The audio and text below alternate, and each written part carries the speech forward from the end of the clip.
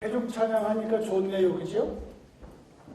나 혼자 독창하고 싶은데 왜 못하게 자꾸 합니까? 분명히 내가 듣기로는 1절, 2절 부르고 간주 있고 3절 한다고 그랬거든. 그래요. 좀 부르게 놔두지는 좀, 그래요.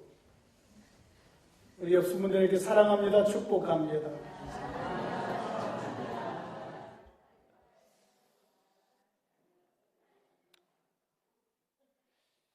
일상적인 우리의 삶에서 늘 평범하게 그냥 아주 잔잔한 물처럼 우리의 일상적인 이런 삶을 한 단계 업그레이드 시키는 가장 쉬운 방법이 하나가 있습니다. 그것은 누구한테 선물 하나를 받은 겁니다. 선물. 그냥 별 생각이 없었는데 누가 나한테 집 한 채를 선물해 주셨다. 업그레이드 되겠죠? 오늘 우리 교회가 자동차 한 대를 선물 받았습니다. 제가 선교사님들을 위해서 여러분이 차 바꿀 때에 차 버리지 말고 차를 좀 교회에다가 헌납해 주시면, 헌금해 주시면 우리가 그것을 잘 사용을 하겠다 그랬는데 드디어 한 대가 오늘 아침에 들어왔어요. 레이라는 자동차인데 들어왔어요. 좀 멋지게 좀 썬팅을 하고 좀 이렇게 꾸몄으면 좋겠다 싶습니다. 그 차를 보자마자 저는 기분이 엄청 좋아졌습니다. 보십시오. 이런 선물이 하나가 들어오게 되면 저는 엄청 기분이 업되죠. 저만 그럴까요? 우리에게 꼭 필요한 선물이 들어오면 일반적인 것 아니고 나한테 정말로 필요한 선물이다 라는 그 선물이 나에게 선물되어지면 선물을 받는 순간 아주 기분이 업되겠죠. 차를 갖다 놓고 떠나는 우리 정훈이 형제를 제가 쫓아가서 만났습니다. 만나가지고 차 안에 앉아있는 우리 형제를 제가 껴안았어요. 껴안아봐야 얼마나 껴안겠어. 악수하고 그렇게 껴안았는데 그럼 제가 얘기했어요. 이뿐 안에 얻었으니 한 통 내야 되지 않겠느냐 그랬어요. 은희는 옆에서 웃고 있고 내가 커피 막 끓여놨으니까 마시고 가라 그랬더니 이따가 온대요. 꿈 마치고 온대요. 일이 꿈 마치고 그래서 알았다. 안 오면 죽인다고 저는. 여러분, 선물을 받는 사람도 기쁨이 있지만 선물을 준비하면서 선물을 주려고 할 때에 이 마음도 기쁨이 있어요. 왜냐하면 내가 아무에게나 선물을 줄 것이 아니거든요. 사랑하는 사람에게 선물을 줄 것이기 때문에 내가 그 사랑하는 사람을 위해서 마음을 준비하고 선물을 준비하는 이 과정조차도 행복한 마음인 거지요. 여러분, 오늘은 부활절입니다. 우리가 믿는 예수 그리스도가 십자가에 달려 죽으시고 3일 만에 부활하시는 새 생명으로 부활하시는 부활절입니다. 여러분, 이 부활절의 사건이 이 세상의 역사, 하나님이 세상을 창조하시고 마지막 재림하셔서 하나님의 나라가 시작되고 완성되는 전 하나님의 경륜 속에서 이 부활이 중요한 기점이 됩니다. 이 세상의 역사는 부활 이전과 예수님의 부활 이후로 나눌 수가 있습니다. 부활이 정점이에요, 정점. 부활이. 여러분, 예수님이 부활하심으로 인해서 하늘이 확실히 열린 거예요. 하늘이. 여러분, 이 말은 여러분이 좀 기억해 놓으시고 다음에 이 말이 이해될 때까지 여러분이 추적해 갔으면 좋겠습니다. 예수님의 부활하심으로 뭐가 열렸다? 하늘이 열렸다. 아까 우리가 부른 찬송 속에 그 내용이 나와 있어요. 예수님의 부활하심으로 하늘이 열렸다. 즐겁도다 이날 세세에 할 말 사망 권세 깨고 하늘이 열려. 찬송 속에 나와 있잖아요. 하늘이 열렸다고. 부활하기 전에는 하늘이 열렸다 안 열렸다? 안 열렸다. 부활하심으로 하늘이 열렸다는 말은 어떤 의미냐면은 하나님과 함께, 하늘의 하나님과 함께 영원토록 사는 길이 열렸다는 말이에요. 뭐 하늘은 항상 열려있는 것처럼 보이잖아요. 뭐 하늘에 뭐가 막혀 있나요? 이런 어떤 이 하늘을 말하는 것이 아니라 하늘의 하나님과 함께 교제하는 길이 영원토록 열렸다는 개념이에요. 그래서 우리와 하나님과의 관계성 속에 이제 막힘이 없게 된 거지요. 그래서 예수님의 부활을 기점으로 부활 이전은 어두움, 사망, 부활 이후로는 생명, 빛 이렇게 나눌 수가 있는 거예요. 그런데 안타깝게도 우리나라의 교회들이, 우리나라의 성도들이 예수님의 부활에 대해서 별 관심을 갖지를 않아요. 예수님의 부활에 대해서 지식을 쌓지를 못했어요. 제가 앞으로 준비하고 있는 책이 부활에 대한 책이에요. 제가 목사님들과 선교사님들을 세미나를 이렇게 운영해 보면 가장 어두운 부분이 예수님의 부활의 부분이에요. 지금 저와 여러분들이 살고 있는 생명이 부활의 생명이고 우리가 받은 구원이 예수님의 부활로 주어졌어요. 우리가 사는 세상이 부활의 세상이고 우리 눈에 보이는 모든 것들이 전부 다 예수님의 부활의 생명 속에 존재하고 있는데 진작 저와 여러분들은 예수님의 부활에 대해서 잘 몰라요. 참 안타까운 모습이죠. 여러분, 우리가 저와 여러분들의 삶 속에서 예수님의 부활, 이것을 우리가 역사적인 의미로 이해를 하라고 그랬어요. 예수님 한 개인의 죽음을 이기고 살아나셨다. 우리가 믿는 예수님이 살아나셨다. 그래서 살아계신다. 영원토록 살아계신다. 그래서 우리를 도울 수 있다. 이건 믿음이에요. 대부분 이렇게 알고 있어요. 그런데 여기에 무엇 하나를 기억해야 되냐면은 역사 속에서 예수님의 부활하심으로 인해서 이때로부터 이후의 역사는 전부 예수님의 부활로 해석을 해야 돼요. 부활 이전에는 부활로 해석할 것이 없어. 아직 예수님이 부활하지 않으셨기 때문에. 예수님의 공생애조차도 아직 예수님이 부활하지 않으셨잖아요. 그러니까 여기서 해석이 제대로 안 돼요. 예수님이 부활하신 이후부터는 예수님이 부활하신 그분이 통치하시고 부활하신 그분이 생명을 주시고 부활하신 그분이 성령을 보내주셨기 때문에 부활하신 이후에는 성령 하나님, 부활의 영이셔요. 그 성령 하나님의 역사로 모든 것을 해석해낼 수가 있는 거예요. 그 이전에는 해석이 안 돼요. 이 말도 좀 어려운 얘기예요. 사실은요. 쉬운 얘기가 아니에요. 우리 한번 따라할까요? 모든 성경은 예수의 부활의 빛으로 재해석해야 된다. 여러분, 이 말이 여러분 속에 이해되어지면 하나님의 말씀과 예수님에 대한 지식이 어마어마하게 열려지게 되는 거예요. 성경은 무슨 빛으로 해석한다고요? 부활의 빛으로. 구약에는 부활의 빛이 희미해요. 그래서 구약의 모든 말씀들은 예수님의 부활의 빛으로 재해석해서 다시금 가지고 와야 되고, 예수님의 3년의 공생의 내용도 부활하신 예수님의 빛으로 해석해서 다시 가져와야 되고, 부활하신 이후에 기록된 성경은 기록된 대로 해석하면 되는 거예요. 여러분, 이것이 어렵다고들 해요.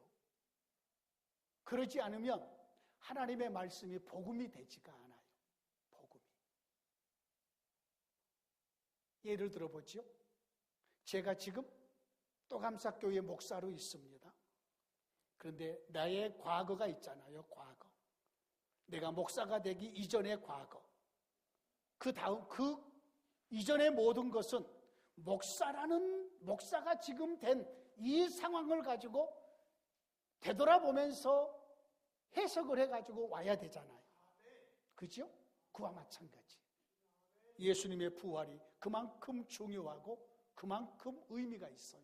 그래서 예수님의 부활의 역사적인 의미, 이것을 이해하셔야 돼요. 예수님의 부활의 역사적인 기점, 역사적인 사건이잖아요. 이전에는 부활의 생명이 없었어요. 부활의 생명이 없었으니까 죽음이고 사망의 그늘 아래 있었어요. 예수님의 부활하심부터 이제부터는 부활의 생명이 시작이 되었고 하늘에 열렸고 하나님과 함께 사는 영광의 길이 열린 거예요. 지금 우리는 이 시대 속에 살고 있으므로 하나님께 많이 감사하셔야 돼요. 감사. 예, 많이 감사하셔야 돼요. 우리가 그 감사를 또한 마음껏 누리셔야 돼요. 오늘 우리의 본문은 부활하신 예수님이 처음으로 제자들에게 찾아가신 거예요. 제자들은 지금 두려움에 떨고 있어요. 예수님을 잡아 죽인 유대인들이 우리도 잡아서 죽이지 않을까 하는 이러한 두려움 속에 빠져 있었어요. 그래서 어떤 제자들은 시골로 내려간 제자도 있었고, 어떤 제자들은 도망간 제자도 있었고, 어떤 제자들은 모여서 지금 문을 걸어 잠그고 두려워서 떨고 있었어요. 그런데 우리 주님께서 문을 열지도 않으시고 부활의 몸이 그러신가 보지요. 그냥 문을 열지도 않으셨는데 그냥 벽을 통과하고 들어오셨어. 와, 여러분도 앞으로 부활하면 그럴 거예요. 문 열고 다닐 필요 없어요. 그냥 나가면 되면 나가면. 예? 우리 주님께서 문이 잠겨 있는데 제자들에게 나타나신 거예요. 이것은 하나님이시라는 말이고 부활하신 주님이시라는 증거예요. 나타나셔서 인사를 합니다. 너희에게 평강이 있을지어다. 죽은 줄 아셨는데, 무덤 속에 장사 지는 것도 봤는데 주님이 오셨어요. 두려움이 싹 사라지고 기쁨이 있는 거죠. 우리 주님은 다시 한번 선언해요. 너희에게 평강이 있을지어다. 그리고 제자들에게 아버지께서 나를 보내신 것처럼 나도 너희를 보낸다. 그러면서 이 말씀을 하시고 제자들을 향하여서 숨을 훅 내쉬시면서 성령을 받으라 라고 말씀하셔요. 그러면서 마지막에 너희가 누구의 죄든지 사함은 사하여질 것이고 누구의 죄든지 그대로 두면 그대로 있으리라 라는 말씀을 하시고 그 자리를 떠나셔요. 자, 오늘 본문에서 우리는 몇 가지를 한번 살펴보려고 합니다. 먼저 예수님의 부활의 의미를 먼저 살펴보겠습니다. 예수님은 새 생명으로 부활하셨습니다. 여기서 새 생명이라는 말은, 여러분 생명이라는 말은 많이 들어보셨을 거예요. 새 생명이라는 말은 이전에는 없었던 생명이라는 말이에요. 구약에도 생명이 있었어요. 성경에서 말씀하시는 그 단어의 의미를 잘 이해하셔야 돼요. 여러분 성경에서 말하는 생명과 사망의 개념은, 먼저 사망의 개념부터 살펴보죠. 성경에서 말하는 사망은 분리되는 것을 말해요. 동양적인 사고의 사망은 사라져 버리는 거예요. 없어져 버리는 거예요. 숨이 멈춰져 버리고 끝나버리는 거예요. 근데 성경에서 말하는 사망의 개념은 분리되는 개념이에요. 사람의 죽음도 육체와 영혼이 분리되는 거잖아요. 그죠? 에덴 동산에서 아담과 하와가 하나님과 함께 에덴 동산에서 살고 있다가 하나님의 말씀에 거역하여서 불순종하여서 에덴 동산에서 쫓겨나잖아요. 에덴 동산에 계신, 에덴 동산은 온 세상으로 성전으로 볼 때의 지성소거든요. 지성소에 계신 하나님, 에덴 동산에 계신 하나님에게서 아담과 하와가 요단 동편으로 쫓겨나잖아요. 하나님과 분리되잖아요. 이것이 아담과 하와에게 주어지는 사망이에요. 정령 죽으리라. 하나님에게서 쫓겨나잖아요. 분리되잖아요. 이후부터 이 세상은 하나님과 함께 사는 사람이 없었어요. 누가 있었나요? 노아? 하나님이 어쩌다가 찾아가서 말씀하시고 떠나버리시잖아요. 하나님이 찾아왔을 때는 노아에게는 생명이에요. 하나님과 함께 지금 대화 나누고 있으니까 노아가 하나님의 생명을 맛본 거예요. 그런데 하나님께서 노아를 또 떠나버리시네? 그러면 하나님과 노아의 거리가 있잖아요. 이 거리가 사망이라고 표현을 해요. 성경의 개념이에요. 하나님이 아브라함에게 찾아왔어요. 아브라함에게 찾아온 동안에는 아브라함은 하나님의 생명을 지금 맛보고 있어요. 하나님이 오셨네요. 하나님의 말씀을 주셨네요. 하면서 하나님을 지금 맛보고 있어요. 이 상태를 아브라함이 하나님의 생명을 맛보고 있는 거예요. 근데 말씀하시고 떠나버리시네? 하나님의 생명이 또 사라져버리잖아요. 구약의 모든 하나님의 일꾼들이 선지자든지 누구든지 하나님과 이런 교제를 해요. 하나님과 함께 영원히 사는 그러한 사람이 없어요. 그래서 구약 시대를 가리켜서 사망이 왕도로 타는 시대라.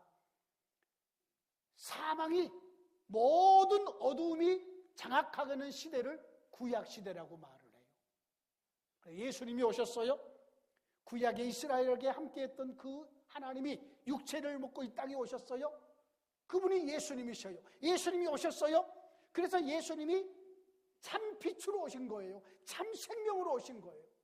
예수님이 거하는 모든 곳에 사람들은 생명의 맛을 보는 거예요. 왜요? 하나님과 함께 지금 교제하고 있잖아요. 하나님과 함께 밥 먹고 있잖아요. 하나님의 말씀을 직접 듣고 있잖아요. 하나님과 함께 손을 잡잖아요. 하나님의 얼굴을 보고 있잖아요. 이것을 보고 있는 예수님 주위에 있는 12제자들과 모든 사람들은 지금 하나님의 생명을 맛보고 있는 거예요. 생명을. 이전에는 없던 생명을 지금 맛보고 있는데 지극히 제한적이잖아요.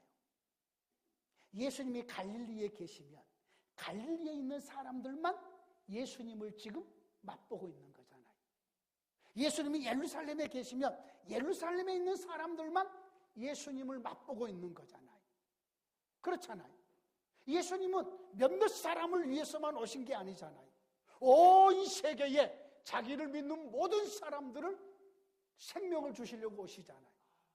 그래서 예수님께서 십자가에 달려 죽으시는 목적은 하나님이 함께 하시려면 죄 문제가 처리돼야 되거든요. 그래서 이 세상 자기를 믿을 모든 성도들의 죄를 예수님이 대신 짊어지시고 십자가에 달려 죽어주셨어요. 죄 문제가 처리됐죠? 자, 여기까지 끝나버리면 그 다음에 또 언제 하나님이 오시나? 언제 하나님이 찾아오시나? 그리고 또 기다려야 돼요. 죄 문제가 처리됐음에도 불구하고. 그래서 예수님께서 3일 만에 살아나셔서 뭐 하려고 살아나셨느냐? 자기를 믿는 성도들과 영원히 함께 사시려고 이 함께 사시는 이 관계를 가리켜서 새 생명이라고 말을 하고 구원이라고 말을 하는 거예요. 여러분, 저와 여러분들이 그러면 예수님이 부활하신 예수님이 어떻게 우리와 함께 하시냐? 자신의 성령을 우리 가운데 보내주셔서 우리와 함께 하게 하신 것이에요. 여러분, 이것이 저와 여러분들이 예수님의 부활을 정말로 귀하게 여기는 거예요. 예수님이 부활하지 않으셨다면 저와 여러분들은 불쌍한 사람이 돼요. 죄 문제는 처리됐는데 이제는 뭐해요? 나 죄가 처리됐는데 나 혼자요. 나 죄가 깨끗해졌는데 나 혼자요. 별게 아니잖아요. 그런데 예수님께서 부활하셔서 영원토록 우리와 함께 사시려고 부활하신 것이란 말이에요. 그래서 역사적으로 예수님의 부활의 의미가 중요해요. 그 이후로부터는, 부활한 이후로부터는 예수님께서 자기를 믿는 성도들과 영원토록 함께 할 것이기 때문에, 그래서 예수님의 부활은 새 생명으로 부활하심이고, 저와 여러분들에게는 말할 수 없는 예수님 살아계심 자체가, 예수님께서 우리에게 성령을 보내주심 자체가, 예수님이 지금도 살아계시며 우리의 기도를 들어주심이, 예수님이 우리와 함께 교제해 주심이, 저와 여러분들은 예수님의 부활로 이루어진 일들이기 때문에 영광의 영광이 되는 것이죠. 부활하신 예수님께서 제자들을 찾아오십니다. 맨 먼저 제자들을 찾아오십니다. 왜요? 제자들을 사랑하시기 때문이죠. 부활하신 예수님이 제자들이 어떤 상황에 놓인지 알았습니다. 제자들이 어떤 장소에 지금 문을 걸어 잠그고 두려워 떨고 있는지 아셨습니다. 그래서 주님은 직접 찾아오셔요. 왜요?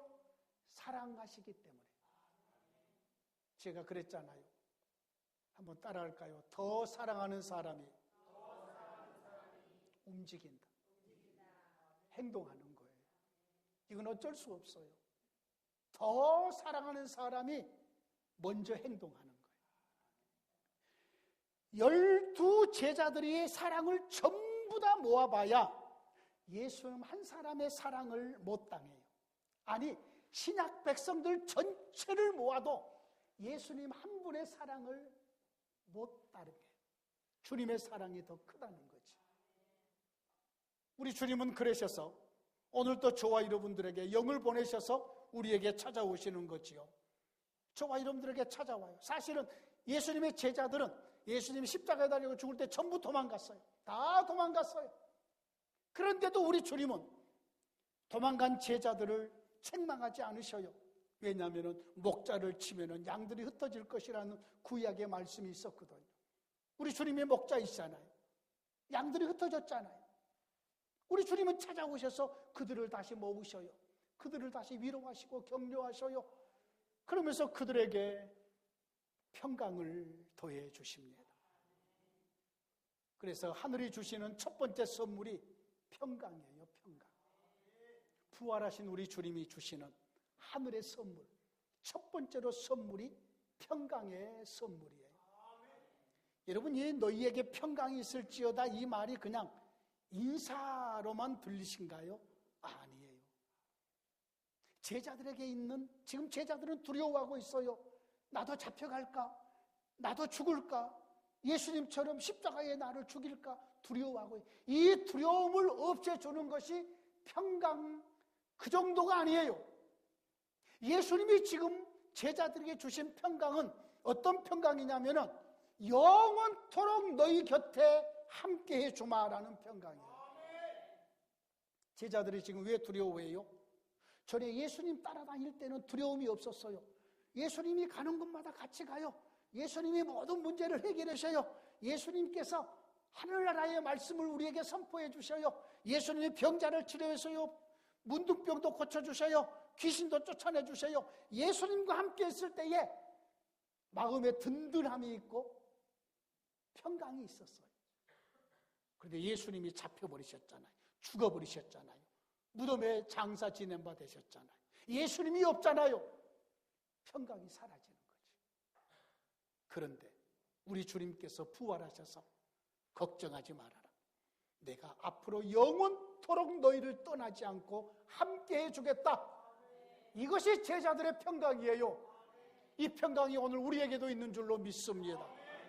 우리 주님께서 우리를 버리지 않으십니다. 제자들이 도망갔지만 예수님은 제자들을 버리지 않으셨어요. 너희들이 먼저 나를 버렸다, 나도 이제는 끝이다, 이러지 않으셨어요. 찾아가셨어요. 그들을 붙들어 주셨어요. 평강을 주셨어요. 약속하셨어요. 영원토록 너희와 함께 하겠다. 너희에게 평강을 준다. 여러분, 예수 믿는 저와 여러분들이 든든한 삶을 사는 이유가 우리 주님께서 우리와 함께 하시기 때문에 그래요. 우리의 가족들이 다 내 곁을 떠날 수 있어요. 나 혼자일 수 있어요. 그래도 예수 믿는 저와 여러분들에게는 평강이 자리 잡고 있는 거예요. 왜요? 주님이 나와 함께 계시기 때문인 거죠. 이게 평강이에요, 평강. 그리고 외롭지 않아요. 우리 주님이 은혜를 내려주시기 때문에. 세상 사람들은 이를 알지 못해요. 우리 주님이 함께 하심으로 주어지는 이 평강. 우리 주님은 첫 번째로 자기를 믿는 여기 제자들에게만 주신 것이 아니라 지금 저와 여러분들에게도 이 평강을 선물로 주셨음을 믿으시기를 원합니다. 두 번째로 우리 주님은 제자들에게 사명을 주십니다. 내 아버지께서 나를 보내신 것 같이 나도 너희를 보내노라. 온 세상을 향하여서 보내노라. 나도 너희를 보낸다. 가라. 온 세상을 제자들의 일터로 주시는 거죠. 이게 사명이에요, 사명. 아까 예배 전에 우리 민재와 잠깐 몇몇 권사님들이랑 차를 마시면서 제가 민재더러 내년에 신학교 가라고 했습니다. 아들아, 너의 인생을 더 멋지게 만들어라. 한국에서 그냥 좋은 여자 만나 결혼하고 애 낳고 오부작 행복하게 사는 이 정도로 살지 말고 너의 시야를 온 세계로 향하고 그래서 너가 크게 하나님의 손에 붙들려서 하나님의 나라를 위해서 살았으면 좋겠다. 목사님 생각해 보겠습니다. 제가 사실 이야기를 했습니다. 너는 하나님께 받은 게 많다. 첫째, 잘생겼다. 내가 너를 많이 못 느껴봤지만 너는 마음이 따뜻한 것 같다. 너 안에 있는 예수님의 따뜻한 사랑을 몇몇 사람에게만 주는 것보다도 더 많은 사람들에게 나눠주려면 직분이 있어야 되고 자리가 만들어져야 된다. 목사님, 생각해 보겠습니다. 여러분, 우리 모두는 사명이 주어졌습니다. 여러분이 만나는 모든 사람에게 예수의 복음을 증거할 사명이 우리에게 주어졌습니다. 우리 주님이 주시는 사명입니다. 하늘과 땅의 왕 되신 우리 주님이 주신 사명입니다. 가라! 우리 주님은 그냥 가라고 말씀하지 않으십니다. 우리에게 복음을 주시면서 이 복음은 엄청난 능력입니다. 생명의 능력입니다. 그러면서 이 복음을 주시면서 가라고 말씀하십니다. 그래서 죽어가는 영혼을 살리라는 말이죠. 우리 주님이 주시는 선물입니다. 사명의 선물입니다. 목사님, 나는 나이가 너무 많아요. 나는 어디를 못 가요. 그래요, 못 가실 수 있어요. 기도로 가세요. 기도로 가시는 거예요. 기도로. 하나님, 아프리카를 구원해 주시옵소서. 저 유럽을, 저 남아메리카를, 북아메리카를, 동남아시아를, 오시아나를 하나님 그들을 전부 다 구원해 주시옵소서. 여러분의 기도가 온 세계를 향하여 달려갈 수 있잖아요. 이게 사명이에요, 사명. 기도의 사명. 뿐만 아니라 우리 주님께서, 부활하신 주님께서는 성령을 선물로 주셔요. 이게 우리 주님이 주신 선물 중에 최고의 선물이에요. 여러분, 성령은 하나님의 영이셔요. 성령은 살아계신 하나님의 영이셔요. 그러므로 성령을 선물로 받으면 저와 여러분들은 영원토록 하나님과 함께 사는 것이에요. 성령은 지혜의 영이셔요. 성령님과 함께 살면은 우리의 삶이 지혜롭게 돼요. 성령은 능력의 영이셔요. 성령 하나님과 살면은 모든 죄악을 이길 수 있는 능력이 우리에게 주어지는 거예요. 성령을 선물로 주십니다. 예수 믿는 저와 여러분들에게 와 있는 성령이 바로 부활하신 주님께서 우리에게 주시는 선물입니다. 마지막으로 하늘의 권세를 주십니다. 이 하늘의 권세를 저는 몇 주 전에 천국의 열쇠라고도 표현을 했습니다. 누구의 죄든지 사함은 사여질 것이고 누구의 죄든지 그대로 두면 그대로 있으리라. 예수 믿는 모든 성도들에게 이 하늘의 권세가 주어졌습니다. 우리가 복음을 전합니다. 그리고 그가 주님께로 돌아옵니다. 그리고 하나님의 교회는 그를 세례를 베풀면서 그를 하나님의 교회로 하나님의 백성으로 영입을 합니다. 이러면서 그들의 죄 문제를 처리합니다. 이것이 저에게 주어지는, 우리에게 주어지는 권세들입니다. 우리가 누구의 죄를 위해서 기도합니다. 우리 주님이 그 기도를 들으시고 그 죄를 사하십니다. 이것이 우리에게 주어지는 하늘의 권세예요. 우리가 하나님의 아들, 딸이거든요. 예수의 이름의 권세가 우리에게 있거든요. 예수의 이름의 권세가. 그래서 이 권세가 천국의 열쇠이고 하늘의 권세이다. 여러분, 이외에도 우리 주님께서, 부활하신 주님께서 우리에게 주신 선물들이 많이 있지만 오늘 본문의 제안에서 4가지만 말씀을 드렸습니다. 우리 주님은 평강의 선물을 주시고 사명의 선물을 주시고 성령을 선물로 주시고 하늘의 권세를 우리에게 선물로 주십니다. 주시고 떠나버리신 것이 아니라 항상 함께 하시면서 우리의 감정도 붙들어 주시고 우리가 결정할 때, 의지할 때에 지혜를 주셔서 그 일을 바르게 결정하게 하시고 사람과의 관계성 속에서 내가 양보하게 하시고 배려하게 하시고 사랑하고 섬기게 하시고 이러므로 관계성을 부유하게 만들게도 하시고 우리 주님께서는, 부활하신 주님은, 살아계신 주님은 저와 여러분들의 모든 것이 되어주신다는 것을 꼭 기억하시기를 주의 이름으로 축원합니다. 하나님 감사합니다. 살아계신 주님을 찬양합니다. 우리 안에서 역사하시는 주님, 우리의 모든 삶을 주관하시는 주님, 새로운 생명으로 부활하셔서 이전에 없던 생명의 부유함을 온 교회에 주신 주님을 찬양합니다. 부활의 새 생명의 세상을 만드시고 햇빛도 바람도 빗줄기도 전부 다 부활의 빛으로 새롭게 장식하시고 그 안에 우리를 살게 하신 주님 감사합니다. 앞으로 살아가는 모든 날들 동안에 우리 주님의 평강을 누리며 살게 하여 주시고 주님이 주시는 사명을 따라서 복음의 일꾼이 되게 하여 주시고 우리에게 주신 성령님과 함께 깊이 교제하며 성령의 인도하심을 받게 하시고 하늘의 권세로 우리 주님의 영광을 드러내게 하옵소서. 사랑하는 성도들의 삶에 크신 복을 내려 주시옵소서. 예수님 이름으로 기도하옵나이다. 아멘.